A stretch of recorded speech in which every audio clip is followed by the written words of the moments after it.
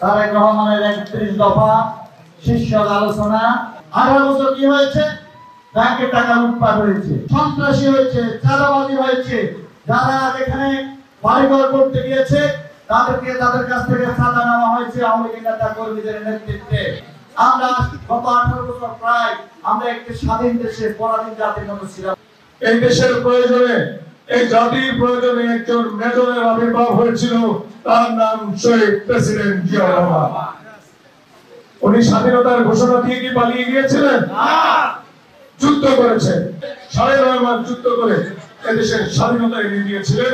আমাদের সেই মাতৃতুল্য নেত্রীকে জেলে পুরে তারা অন্যায়ভাবে অনেক নির্যাতন করেছিলেন। উনি এখন অনেক পঙ্গুত্ব বরণ পর্যন্ত করে ফেলেছেন।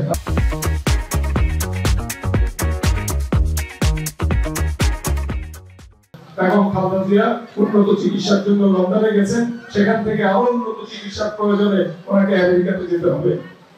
আমরা আমাদের এই মাতৃতুল্য নেত্রী দেশ নেত্রী বেগম খালেদা জিয়ার সুচিকিৎসার জন্য আপনাদের সবার কাছে দোয়া চাচ্ছি।